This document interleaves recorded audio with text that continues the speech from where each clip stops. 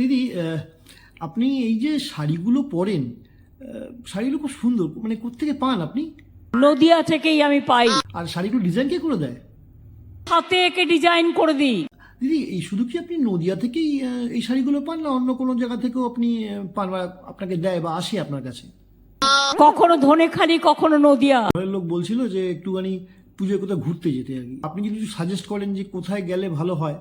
যাও অস্ট্রেলিয়া ঘুরে এসো, লন্ডন ঘুরে এসো, আমেরিকা ঘুরে এসো। দিদি দিদি দিদি দিদি আরেকটা কথা বলছি, ওই এই অন্যান্য দলের লোকজন বা আদার সবাই না অনেক বাজে বাজে কথা বলছে। ওরা কি কি আছে বলুন তো, মানে এই রাজনীতি করে কি কি মানে অর্জন করেছেন বা পেয়েছেন, এটা যদি বলেন আমাদেরকে আর কি।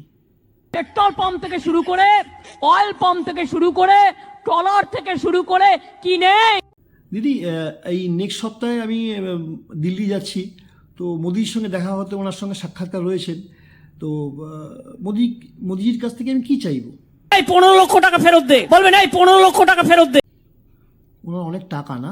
কোটি কোটি টাকার মালিক, জলের ফোয়ারার মতো টাকা ওড়াচ্ছে। শুনলাম নাকি আপনাকে অনেক টাকা দিয়েছে, মানে এই আমাদের রাজ্যের জন্য। 1 পয়সাও দাও না। কি মিথ্যেবাদী লোক ভাই, এত মিথ্যে কথা বলে লজ্জা করে না? আপনি আর অমিত শাহ মিথ্যে বলতে বলতে দুজনে মিলে কাটাকুটি খেলছেন। দিদি, একটা গোপন সূত্রে খবর আছে বুঝলেন?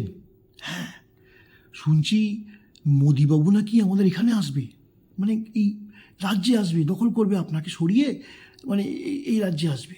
বাংলা নেবে এত সস্তা, ছেলের হাতের মোয়া।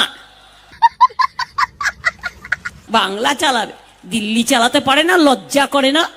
তো বিরোধী দলের লোকেরা কী সব বলছে, এই দেখুন রুদ্রনীল, এই কাকিমা, এই মাসিমা কী সব বলছে, আপনি শুনেছেন তো? শোনেননি? আমি শোনাচ্ছি, শুনুন একবার। ক্ষমতাকে মুদেই দেশ থেকে তাড়াক, একদম তাড়াক আগে। দিদি যাবে না, দিদি থাকবে, তুমি জেনে রেখে দিও। হাসিনার মতন তাড়াচ্ছেনই কেন আসলে?